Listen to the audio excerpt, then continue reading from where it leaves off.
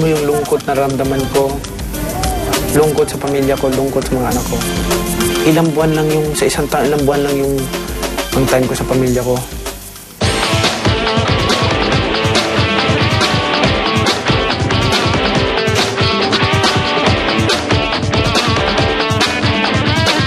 Habang nagkakandamalat ang lahat sa kasisigaw kapag may laban si Pacman, ibahin niyo si Madam. Nagkakandapaos din siya sa kadadasal. Tinatawag ang lahat ng santo. Iyak na kanyang kaligon, mag-strong fighting spirit, ano, hindi mabigo ang tibok Pilipinas, Lord. 1, 2. Ano, malaway ka. Marquez hits Manny Pacquiao with that right. Yung kaligon, malaway ka na, Lord. Para ang anak niya, manalo. Kaya malaking pasalamat tayo sa mami namin dahil pinalaki kaming madasalin, may takot sa Panginoon.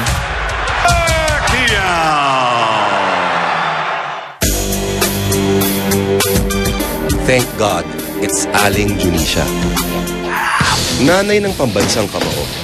Hindi siya ganun kataas, pero definitely malakas sa nasa itaas.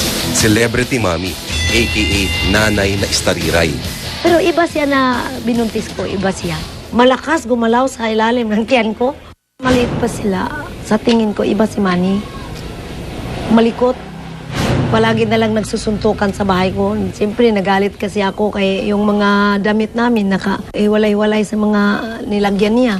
Kuha siya ng mga damit, ilagay sa kamay niya. Magtawag siya ng mga kababata, magsusuntukan sila. Kain tayo? Gulay lang. Kung nagda-diet si Aling Junisha ngayon para sa kanyang beauty, dati, diet din daw sila nang dahil naman sa poverty. Isang kahig, isang tuka kami. Minsan isang araw, isang bis lang kami makakain ng kanin. Alam mo, hirap namin, mama ko, nagre-repack lang siya ng fish cracker. Tapos, ako naman, hindi niya alam, ayaw niya mag-boxing ako, pero talaga nag-boxing na talaga ako.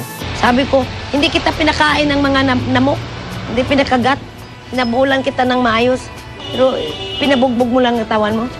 Sabi niya, ito ang makalutas sa kahirapan natin, ma'am. And the rest is history. Nagkasunod-sunod ang pagkapanalo ni Manny. And of course, dumami ang kanilang money.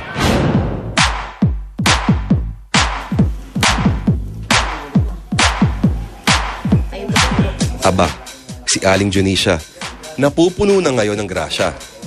Luma na to. Pagbalik na lang namin, galing kami sa US, nagsabi ko sa kanya, balitan mo na to ng malaki-laki. Oh, 8 naman katao makaupo dito. At huwag ka, si Aling Junisha talagang di na ma-reach. Sa taong ito kasi, sa kauna-unahang pagkakataon, papanoorin niya ang laban ng anak sa Amerika. First time ko pa makapunta ng US. Excited na ako talaga. Ay, so, anak, sabi ko, anak, excited na ako magpunta dyan. Sabi ko, punta tayo ng snow.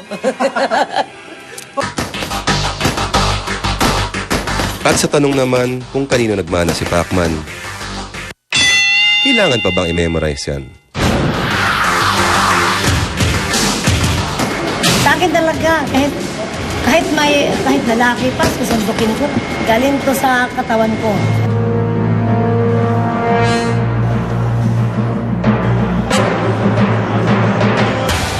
Pag walang exercise ang tao, madali high blood, madali masakit, madali ang buhay nila.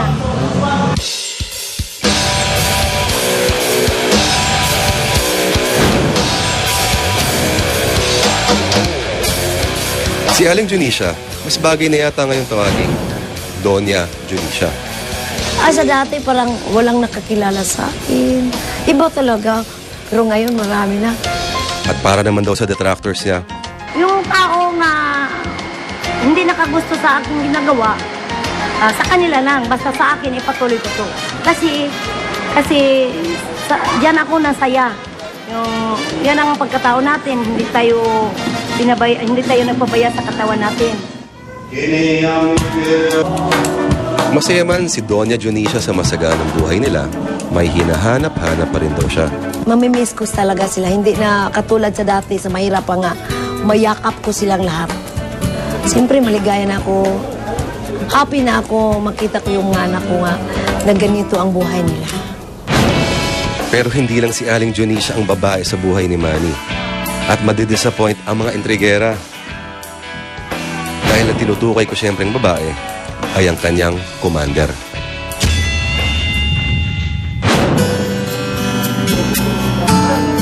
Nung nagkakilala kami, hindi pa siya sobrang sikat. Tapos nung nagsama na kami, nagpakasal kami, doon na nag-umpisa yung success niya, yung parang unti-unti. Ang pagsasama nila Manny at Jinky, mala pelikula. Parang action. Walang matigas sa tinapay sa mainit na kape. Yung kanilang pagka-sweet, daig pa sina Richard at Casey. At kung sino-sino man daw ang maling kay Manny, walang kontrabidang pwedeng pumigil sa happy ending ng kanilang love story. Bakit yung iba nagsasalita ng masama tungkol sa akin? I-search mo sa internet, basahin mo lahat yung mga comments ng ibang tao. May good, may bad. Pero sinasabi ko na hindi mo naman ma-please yung ibang tao. Saludo ako bilang asawa. Saludo ako sa pagiging matatag ng asawa ko. Dami na namin pinagdaanan, dami ng mga problemang na natamo. Wala nang ibang hanapin pa. Ang mga bunga ng pagmamahalang Jinky at Manny, ibang klaseng bakbaka naman ang kinahihiligan. Computer eh. Mahilig sila.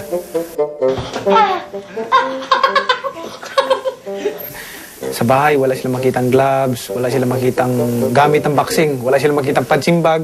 Hindi ako gumawa ng gym sa bahay kasi ayaw ko silang maging boxingero. Mahirap na yung boxing.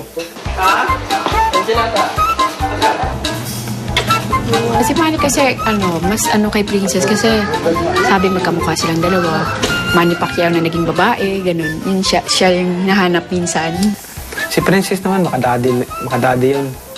Nung nakausap ko siya, umiyak siya, yung daddy, nandito ako sa hospital. Nung narinig niya yung boses ko, oh, Princess, si daddy to. Yung daddy, na hospital ako, umiyak. Kailan daw balik ko? Pero aminado si Jinky, hindi rin naman sila perfect family. Meron din silang tampuhan. Ako yung mas laging nagtatampo sa kanya. Siyempre, sa sobrang busy niya, marami siyang appointment sa labas. Yun yung problem. Yung mas madaming time sa ibang tao kasi sa pamilya. Pangarap ko sa mga anak ko mapagtapos sa pag-aral, gumanda ang buhay nila, maging maganda ang buhay nila paglaki nila, at madasalin at may takot sa Panginoon. Sabi ko nga, siyempre, pag nag-retiro ako ng boxing, magkakasama rin tayo lahat. Pero marami rin daw kapalit ang tagumpay. Kasama na ang seguridad ng kanilang mga buhay. Tapos nang kukain, dito man ako magkuhan pagtapos kain. Ganyan niya, ganyan tong isang tao nga maliit ba? Kinuhit niya tong malaki. Ganyan yung kasama niya. Sabi ko, Dong, pamangkin ko, dalhin mo yung sipi ko, be. Pag ganyan ako ng sipi, alis sila. Pero nakarating yung pulis niya, wala na. Nagtawag ako ng pulis. At sa mga naghihintay ng chismis, etong sa inyo. Sa mansyon daw ni Manny, may bago raw siyang reyna. Oo mga pare ko, batang-batang reyna. Walang iba kundi si Baby Queenie o si Queen Elizabeth, ang bagong baby nila ni Jinky.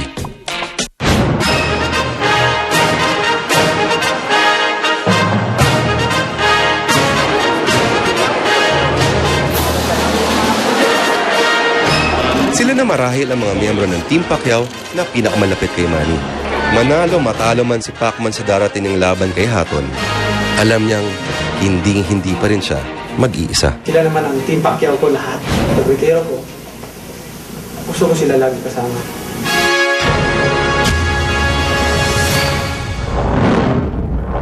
Susunod, ang latest sa kanyang mga ari-arian, bahay at lupa sa Los Angeles, California. Si Jinky nagpili lahat ng mga gamit dito. Isa na to.